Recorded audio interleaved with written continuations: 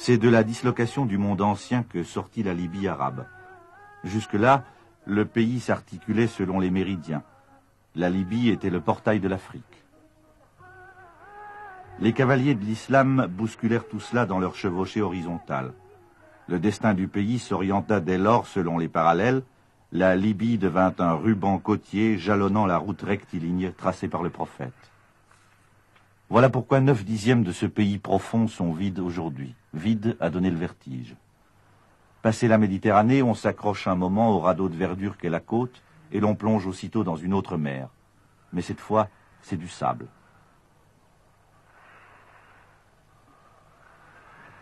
Pour rendre ce vide palpable, il faut l'affronter en roulant sur des pistes qui vous désarticulent. Alors apparaîtra peut-être un endroit habité.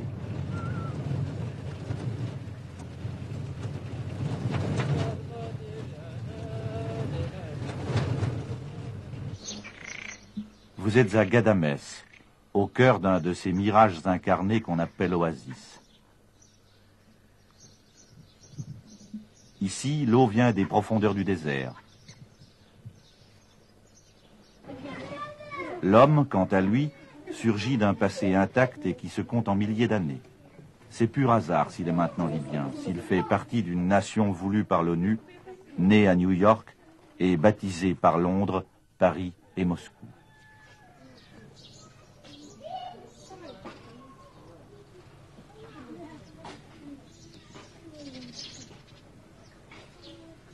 On vit ici en tribus. Il y en a 7 pour 4000 habitants. 7 occasions de se défier ou de s'épauler. On dirait que le désert, parce que l'énormité des distances y abolit la notion de voisin, a recréé pour le seul plaisir des frontières humaines à l'intérieur d'une même communauté. Les Gadamsi, ou habitants de Ghadamès, sont beaux être libyens. Le pouvoir unificateur du drapeau ne les a pas encore changés. Ni les plans quinquennaux, ni les touristes qui viennent faire ici moisson d'exotisme.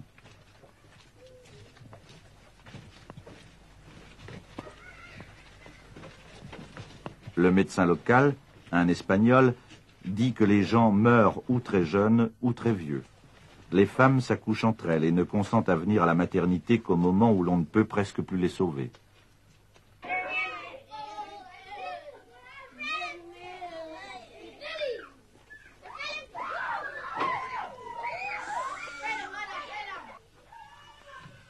Il y a des Touaregs dans le coin. L'œil n'a pas besoin d'être exercé pour les identifier et reconnaître en eux une frontière de plus entre toutes les tribus qui forment la nation libyenne. Le seul lien commun, le même depuis 13 siècles, c'est l'islam.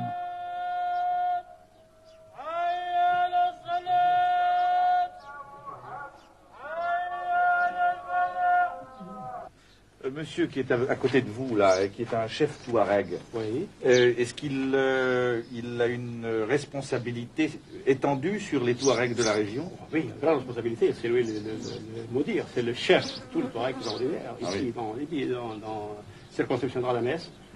Alors, c'est lui qui, entre le gouverneur et lui, qui peut donner les ordres pour tous les touaregs. Et il habite à Ghadamès même? Oui, il habite à Ghadamès avec son bureau, mais quelquefois, il fait un tour voir ces gens dehors. Mais vous, le moudir de Ghadamès et lui, le moudir des Touaregs, est-ce que vous collaborez ensemble? Ah oui, toujours oui. Ensemble. Moi, mais vous êtes ensemble, toujours. Est-ce que vous êtes de la même race, de la même provenance? C'est des Touaregs et nous des Ghadamès. Vous êtes des Ghadamsi, oui, c'est ça, oui. Oui. Est-ce que... Il y a longtemps que les Touaregs sont ici. Ils sont venus ici à quelle époque, les Touaregs? Ah oui, ils sont vieux dans le désert. Ils sont des berbères plus de 3 4 000, savoir combien. Ah oui, oui.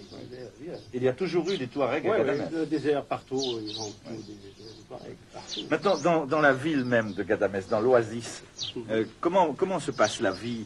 Il y a des maisons à étages, nous avons remarqué. Expliquez-moi ça, pourquoi c'est ça? Des maisons à étages parce que les femmes de Ghadamès, ils ne sortent pas de la journée. Oui. La femme de Ghadamès, ils ont le droit de sortir 2 heures dans 24 heures. Alors c'est 2 heures, à 5 heures jusqu'à 6 heures du soir, oui. Et à 7 heures jusqu'à 8 heures, à 6 heures jusqu'à 7 heures du matin.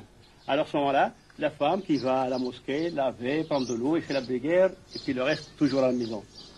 Justement, comme nous sommes ici en bas, et eux, en haut, c'est la même.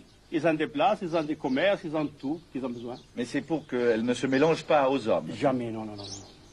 Jamais. Et il y a des siècles... Et justement, dans ces 2 heures-là, dans 24 heures, tous les hommes sont à la maison. Ah. Alors, la femme était libre dans la rue et contre personne.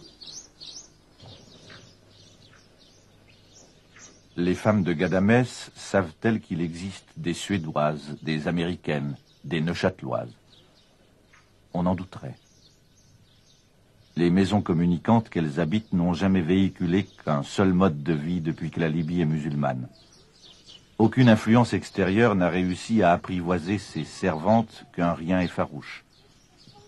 Leurs hommes les ont dressées à l'obéissance et eux-mêmes obéissent à une règle supérieure en les contraignant ainsi.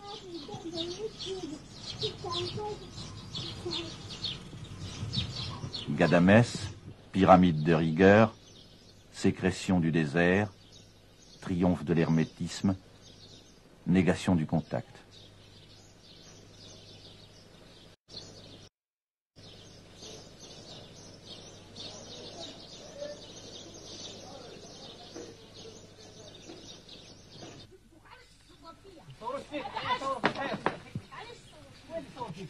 De quoi vivent-ils aux gens ici? Agriculture, c'est un peu qui font de marchandises, un peu commerçant, etc. Lorsqu'ils ont récolté leurs petits champs de blé, leurs petits jardins, est-ce qu'ils arrivent à vivre avec ça? Oui. Avec les agricultures, peut-être ils peuvent vivre en 2 mois par an. Oui. Parce que pas grand-chose. Et puis il y a le date, beaucoup de dates.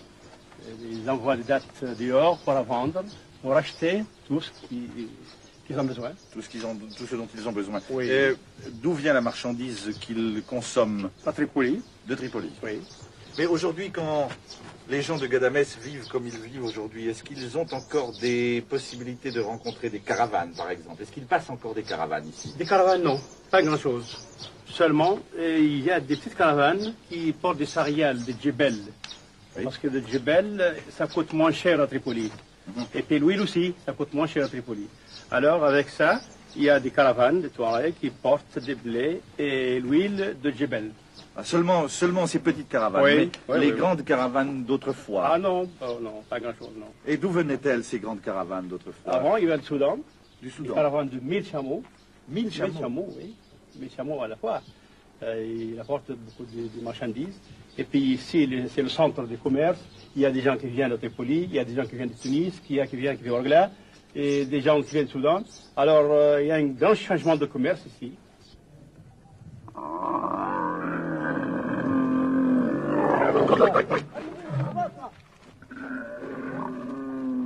Il reste quelques dromadaires à Ghadamès. On en fait de la viande en les poignardant à l'aube pour éviter les mouches. On conserve quelques survivants que l'on scelle d'apparat pour les jours où l'avion de Tripoli déverse ses visiteurs en bout de piste.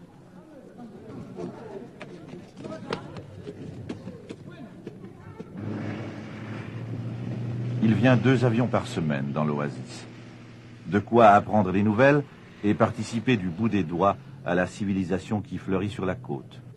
Selon la saison, le gros des voyageurs est fait de pèlerins rentrant de la Mecque ou d'experts étrangers que le pouvoir central expédie sous ses latitudes pour y faire mettre en chantier ses programmes de développement. Mais travailler ici tient de l'apostolat quand on n'est pas du pays. Et quand on y est né, cela est tout simplement une offense à 1000 ans d'habitude.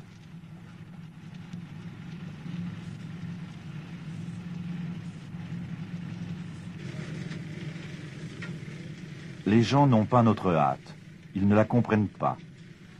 Ils n'ont pas non plus nos besoins et notre manière de vivre ne les intéresse pas, ne peut pas les intéresser. Du moins, pas encore.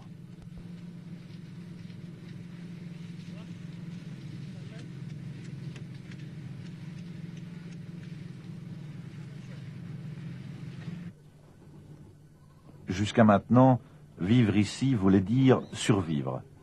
Il a fallu tellement de temps à l'homme du désert pour acquérir son équilibre que toute forme de civilisation autre que la sienne lui est suspecte.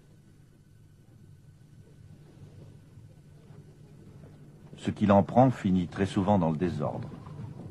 Le nomade qu'il est ne se laisse fixer qu'à contre-cœur. Et c'est pourquoi le gigantesque programme de construction entrepris par le gouvernement libyen donne parfois l'impression de tourner au gâchis lorsqu'il s'applique aux gens d'ici.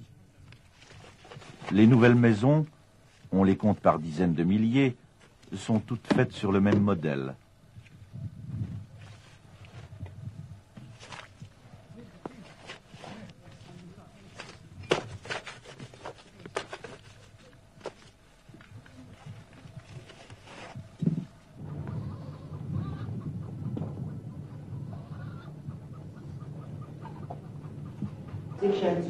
Ces constructions ont été voulues par le roi Idriss. C'est le plan Idriss. Il est gratuit.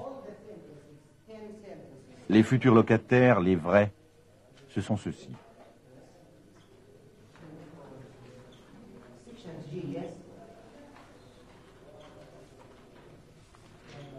La Libye accomplit un remarquable effort de scolarisation. Chaque village a maintenant son école, même s'il manque parfois l'instituteur. La volonté de s'instruire est générale dans ce pays qui comptait récemment encore 80% d'analphabètes. Apprendre est plus difficile qu'ailleurs ici.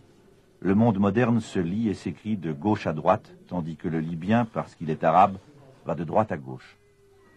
Du primaire au supérieur, il y a en Libye 250 000 élèves pour une population globale d'1,5 million d'habitants. C'est la proportion du vrai progrès.